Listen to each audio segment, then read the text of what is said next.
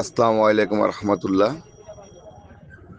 BDR কল্যাণ পরিষদের সম্মানিত সকল স্যার, ওস্তাদ, সহযোদ্ধা ভাই এবং বিডিআরের পরিবারের সকল ভাই বোন এবং সন্তান, আপনাদের সকলের অবগতির জন্য আমি জানাচ্ছি, গতকালকে আমাদের প্রত্যেকটি জেলা প্রতিনিধি নিয়ে আমরা একটা মিটিং করেছিলাম।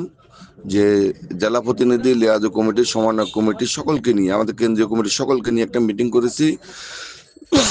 আমাদের ভুল ত্রুটি কী ছিল এবং সামনে কিভাবে আমরা প্রতিটি প্রোগ্রাম করতে পারি এইসব বিষয় নিয়ে। কিন্তু আলহামদুলিল্লাহ মিটিং শেষে আমরা মাহিন ভাইয়ের সাথে যোগাযোগ করার পরে মাহিন ভাইয়ের নির্দেশনা মোতাবেক আমরা মধুর ক্যান্টিনে আমরা উনাকে আমাদেরকে উনাদের পক্ষ থেকে দাওয়াত জানানো হয় মিটিংয়ের জন্য, এবং উনাকে আমরা দাওয়াত জানাইছি। তো আলহামদুলিল্লাহ মিটিংটা সুন্দরভাবে চলছে। আমি মিটিংয়ে মাহিন ভাইকে দু তিনটা আমাদের বিষয় নিয়ে, কিছু গুরুত্বপূর্ণ বিষয় নিয়ে আমি আলাপ করছি। আলাপ করার পরে এখানে প্রথমত আলাপ হলো যে পূর্বে যে প্রোগ্রামটা হয়েছে, মানব আন্দোলনটা হয়েছে, আসলে ওনাকে আমি বলছি যে এগুলা ওখানে স্মারকলিপি আমাদের দাবি হয়েছে তিনটা, 60টা পয়েন্ট কিভাবে আসলো। এক, দুই নম্বরে ওনাকে আমি বলছি যে আপনি বলছিলেন স্টেজে মেইন ইয়েতে, আমরা যখন ওনার সাথে প্রথম সাক্ষাতে যাই তখন বলছিলেন যে মেইন যে ব্যানারটা ওটা ছাত্র জনতার ব্যানার থাকবে। ওখানে আরেকটা ব্যানার কি জন্য লাগিয়েছে, কে বা কারা লাগিয়েছে। তিন নম্বরে ওনাকে বলেছিলাম, আপনি বলেছিলেন যে যখন আপনাদের কাছে আমরা প্রথম সাক্ষাতে যাই, মাঝখানে ছাত্র জনতার জন্য জায়গা থাকবে, এক পাশে আমরা বিডিআর কল্যাণ পরিষদ, আরেক পাশে অন্য সংগঠন। তো এরপরে আমি আবার ওনাকে প্রশ্ন করি, এখন আমাকে বলেন যে এখানে যে অন্য একটা ব্যানার ছিল মেইন স্টেজে, এটা কে বা কারা লাগাইছে ছাত্র জনতা ছাড়া, এই আদেশটা আপনি কেন দিচ্ছেন? কয় না, আমি তো এই জন্য কোনো আদেশ দিই নাই। যদি আদেশ না দিয়ে থাকেন অমুক অমুক কিভাবে বললো, আমি সামনাসামনি জিজ্ঞেস করছি। তো উনি আবার ওদেরকে প্রশ্ন করছে, কোনো উত্তর দেয় নাই। তো যা হোক, পরিশেষে উনাকে আমি বললাম, দেখেন আমাদের একটা বড় সংগঠন, আমরা সে 2018 সাল থেকে করে এসতেছি, আমরা সব কিছু ছাড় দিতে পারি, কোনো সমস্যা নাই। এবারও আপনি প্রস্তাব দিচ্ছেন যে সার্বভৌমত্বে ঐক্য, এটা মানে ছাত্র জনতা, রাজনৈতিক দল এবং সাধারণ সকল শ্রেণীর মানুষ এবং আমরা সকলে উনাদের আহ্বানে আমরা যাব, উনাদের ওই ব্যানারের আহ্বানে যাব, এবং স্টেজে আর অন্য কোনো ব্যানার লাগতে পারবে না। উনার এটাতে আমরা সহমত প্রকাশ করছি এবং আমরা ওই ব্যাপারে পয়েন্ট দিছি। তো গতবার যে 8 তারিখ আমাদের সাথে যে আচরণগুলো হয়েছিল, আমরা 18,519 জনের জন্য 8 তারিখ আমরা কিছু বলি নাই। এই ব্যাপারগুলো উনাদের সকলের সামনে আমরা উপস্থাপন করি। এরপরে এবারও সিদ্ধান্ত হয়েছে আমরা যার যার জেলা থেকে আমরা সকলে ব্যানার নিয়ে আসব, যার যার সংগঠনের ব্যানার নিয়ে আসব, কিন্তু মেন স্টেজে থাকবে ওই ব্যানারটা, সার্বভৌমত্ব নাকি ওনারা যে ব্যানারটা তৈরি করবো ওইটাই। তো এখানে এখন আমার নামে বিভিন্ন রকমের বিবৃতি দিয়া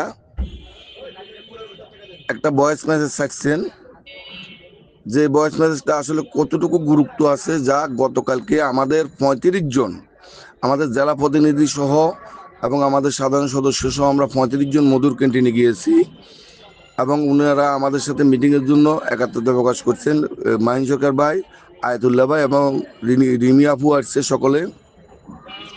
আমরা যা মিটিং শুরু করে দিয়েছি। তো এর ভিতরে মিটিং চলতেছে, সুন্দরভাবে মিটিং শেষ করছি। এবং কি জন্য আমার নামে এই ধরনের মিথ্যা অপবাদ ছড়াচ্ছে, এই ব্যাপারটা আপনাদের সকলের কাছে বিচার দিয়ে রাখলাম। এবং কালকে কি কথা হয়েছে না হয়েছে, যারা মিটিংয়ে ছিল সকলেরই আপনারা ছবিতে দেখছেন, তাদেরকে আপনারা জিজ্ঞেস করবেন, আমি কোনো উত্তর দিব না এই ব্যাপারে। 2 নম্বরে আপনারা দেখেন গত 9 তারিখ 8 তারিখ শতফোকা ধরনের অপমানীয় অপদস্থ ষড়যন্ত্র করার পরেও আমরা কিন্তু পিছপা হই নাই, আমরা সকল প্রকার সহযোগিতা করে গেছি। 9 তারিখে আন্দোলন সুন্দরভাবে আমরা করছি, আমরা 4 জন হাতে হাত রাখছি। এই 4 জনের ভিতরে আমি, হাবিলদার মাহবুব ওস্তাদ এবং আমাদের খোসে সাহেব এবং এসা খান সাহেব, কিন্তু আমাদের 3 জনের কাছ থেকে কোনো ধরনের কোথাও বিবৃতি নাই, ভয়েস মেসেজ নাই। কিন্তু একজন ব্যক্তি ভয়েস মেসেজ দিয়ে যাচ্ছেন। উনার কিসের এত স্বার্থ আমাকে নিয়ে বা আমার উপর উনার কিসের মনের আঘাত, এটা আমি বলতে পারবো না। হ্যাঁ, তবে মনের আঘাত এটাই উনি যখন উনি 9 আগস্টের পরে উনি বাইর হয়েছেন, এর আগে উনি ছিলেন না। উনি আমাকে ফোন করে বলতেছে আমাদের সংগঠনে উনাকে একটা পদ দিতে হবে। তখন আমি বললাম যে আপনাকে চিনি না, জানি না, কোনোদিন কথা বলি না, আপনাকে আমি পদ দিতে হবে মানে এটা কোন ধরনের কথা? যাই হোক, এরপরে উনি বিভিন্ন রূপে বিভিন্নভাবে উনি চলতেছে। আমাদের এই ব্যাপারে কোনো প্রতিবাদ নেই, মানুষ যায় যেখানে মন চায় এখানে থাকবে, এতে আমার কোনো প্রতিবাদ নাই। এরপরে দেখেন 8 তারিখে হাতে হাত রেখে আমরা একাত্রে আন্দোলন করছি এবং করব। এরপরেও কিন্তু বিভিন্ন রকমের ছবি বা বিভিন্ন রকমের দিয়ে আমার নামে পোস্ট করতেছে। আরে ভাই, আমি তো বলছি আমি ফ্যাটের তাগিদে একজনের সাথে আমি চাকরি করছি, এটা আমার ফ্যাটের তাগিদে, কিন্তু তাই বলে এই নয় যে আমি আওয়ামী লীগ করছি। তো এখন কথা হলো এইসব ষড়যন্ত্রগুলো করার কারণ কি, তাও আপনাদের কাছে বিচার দিয়ে রাখলাম। আর সামনে যে আন্দোলনটা ইনশাল্লাহ 19 তারিখের পরে, মানে এত তাড়াতাড়ি আমরা আন্দোলন করব না। আমরা মাহিন ভাইকে আমি সম্পূর্ণভাবে বুঝাইছি, দেখেন আমাদের সদস্যরা অত্যন্ত মানবতা জীবনযাপন করতেছে। এত ঘন ঘন আমাদের সদস্যরা হট করে আসার মতো এই মুহূর্তে তৌফিক নাই। উনাকে এইসব ব্যাপারে বুঝাইছি এবং আমরা বলছি যে এখন 18 তারিখে শেখ হাসিনার একটা রেকর্ডিং বার হয়েছে, 18 তারিখে একটা আন্দোলনের ডাক দিয়েছে আওয়ামী লীগ। এখন যদি আমরা 18 তারিখে আন্দোলনে আমরা শরিক হই, তাহলে হয়তো আমাদেরকে বিডিআর লীগ বানাই দিবে, বিডিআর লীগ, এ ধরনের একটা ষড়যন্ত্র যাইতে পারে। এবং ওই ছবিটা, আমার নামে যে ছবিটা প্রকাশ হয়েছে, ওটার মাধ্যমে আমি ওনাকে কথাটা, ওই ছবিটা সহ আমি ওনাকে বুঝাই বলছি সকলের সামনে। 3 নম্বরে যে দেখেন যে আন্দোলন আপনি বৃহস্পতিবার ডাক দিলেন, শুক্র শনি আমাদের লোকগুলো ডাকাতে রাখা সম্ভব নয় এই শীতের ভিতরে। এবং সকলে আমাদের কোনো উচ্চ পর্যায়ে চাকরি করি না, আমরা সকলে কিন্তু নর্মাল নিম্ন পর্যায়ে চাকরি করি, যা হয়তো একদিনের বেশি থাকলে তা অনেকের চাকরি থাকবে না। আমি এগুলো ওনাকে সম্পূর্ণভাবে বুঝাইছি। উনি আমার কথাতে একাত্মতা প্রকাশ করে বা আমার গুরুত্ব দিয়েছেন, আমার কথাগুলার গুরুত্ব দেওয়ার পরে বা আমাদের অন্যান্য সদস্যরাও এইসব বিষয়গুলো বুঝাইছেন। বুঝানোর পরে উনি 19 তারিখ বা 18 তারিখ যে বৃহৎ আন্দোলন ডাক দিয়েছেন, এটা থেকে উনি পিছিয়ে আসছেন সকলের দিক বিবেচনা করে। তবে সামনে বড় ধরনের আন্দোলন হবে, উনি ডাকবেন এবং উনার ডাকে আমরা সকলে বিভিন্ন গ্রুপ বা বিভিন্ন দল বল নির্বিশেষে আমরা সকলে একাত্মতা প্রকাশ করে থাকব। এবং উনি আরো কিছু জিনিস বলছেন ওখানে, যা এখানে উপস্থিত ছিলেন, উনারা সকলে উপস্থিত ছিলেন। উনারা আমাদের সংগঠনের ব্যাপারে এতটুকুও বলছেন যে সারা বাংলাদেশে বিডিআর কল্যাণ পরিষদের সদস্য বেশি, আমরা এটা জানি। এবং এক পর্যায়ে প্রথমে বলছি না 98%, তারপর আবার অন্য কারো কথায় বলতেছে না এমনি, তখন বলছি 98% না হলে বিডিআর কল্যাণ পরিষদের 90% আর 10% অন্যরা। যা হোক, এটা বলতেই পারে। উনি যখন এটা লক্ষ্য করছে বিভিন্ন মানববন্ধন বা আমাদের উপস্থিতিতে, বা অথবা গতকালকে যে আমাদের একাত্রে আমরা 35 জন নিয়ে গেছি, আমরা কিন্তু 7 জন লোক নিয়ে যাই নাই, আমরা 35 জন নিয়ে গেছি, কারণ আমরা কোনো সিদ্ধান্ত নিজে আমরা এককভাবে নিই না। এই ব্যাপারে আমরা 35 জন সদস্য নিয়ে গেছি, আমাদের নিয়ে আমরা মিটিং করছি। এরপরেও কেন এই মিথ্যা অপবাদগুলো ছড়াচ্ছে, এটা আপনাদের সকলের কাছে বিচার দিয়ে রাখলাম। তবে আপনাদেরকে এটা আমি এখনো বলতেছি, কেন্দ্রীয় সমন্বয়কেরা যে ব্যানার তৈরি করবে ওই ব্যানারে আমরা সকলে ডাকে সাড়া দিয়ে যাব, কেন্দ্রীয় সমন্বয়কদের ডাকে আমরা সাড়া দিয়ে যাব। এবং স্টেজে ওই একটাই ব্যানার থাকবে, অন্য কোনো ব্যানার না, অন্য কোনো ব্যানার থাকবে না। এবার যদি আমরা অন্য কোনো ব্যানার দেখি, গতবার আমরা কিছু বলি নাই, এবার যদি অন্য কোনো ব্যানার দেখি আমরা সাথে সাথে মাইন ব্যাগ ওখান থেকে আবার জানাবো। কারণ উনি গতবার যে এই ধরনের কাজগুলো হয়েছে উনি অবগত ছিলেন না, এবং এবার আমরা এটা করতেও দেব না। গতবার আমরা সম্মানের সহিত আমরা ছিলাম, কোনো প্রতিবাদ করি নাই, কিন্তু আমরা এই ধরনের কাজ এবার করতেও দেব না। আর আরেকটা জিনিস মিটিংয়ে সিদ্ধান্ত হয়েছে, কোনো সাক্ষীবাদী যারা চিহ্নিত হয়ে গেছে বা লিস্টে পাওয়া যাবে কোথাও নাম, তারা এই প্রোগ্রামে আসতে পারবে না। এটা সচরাচর উনারা সহ উপস্থিত সকলে এটাতে সম্মতি প্রকাশ করছেন। এই জিনিসটার পরেও হয়তোবা কারো মাথা খারাপ হয়ে যেতে পারে, কারণ সত্য কোনোদিন লুকায়িত থাকে না। তাই আমি অনুরোধ করব, এই ধরনের অপবাদ যারা করতেছে, অপপ্রচার যারা করতেছে, তারা যেন আসলে আমাদের দুঃসময়ে এই জন্য অপপ্রচার না করে সকলে কেমনে একাত্রিত মিলে আমরা কার্যক্রম চালাতে পারি, ওই লক্ষ্যে থাকুন। আমি এটা অনুরোধ করব, এটা 18,519 জনের জন্য ভবিষ্যতের দিকে তাকাইয়া এটা অনুরোধ করব আমি, ওই লক্ষ্যে থাকুন। অতএব রেশারেশি কাদা ছোড়াছুড়ি করবেন না। আমি আজকে প্রায় 20-25 দিন পরে একটা ভয়েস মেসেজ দিচ্ছি, কারণ আমার কাছে একটা আজকে রেকর্ডিংটা শুনে আমার কাছে আরো খুব বেশি খারাপ লাগছে। আমার উপর মিথ্যা অপবাদ দেওয়া হচ্ছে তাই।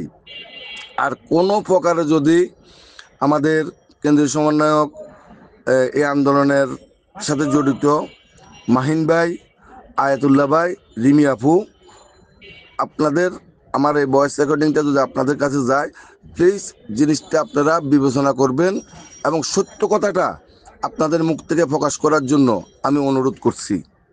কারণ আমি কারো বিরুদ্ধে গিয়ে আমি অপপ্রচার করতে রাজি না। আপনারা দেখেন, একটাই ব্যক্তি বারবার আমার বিরুদ্ধে অপপ্রচার করে যাচ্ছেন উনার ভয়েস রেকর্ডের মাধ্যমে। এটা আসলে উনি একজন হাবিলদার, আমি উনার অনেক জুনিয়র, তো উনি এই ধরনের আমার বিরুদ্ধে এগুলো করা উচিত নয়। আমি যদি ব্যক্তিগতভাবে কোনো ভুলও করে থাকি, উনি আমাকে ডাকি বলতে পারে যে ফয়জল তোর এই জিনিসটা উচিত হচ্ছে না, এদিকে আয়, কী হয়েছে তোর দেখি।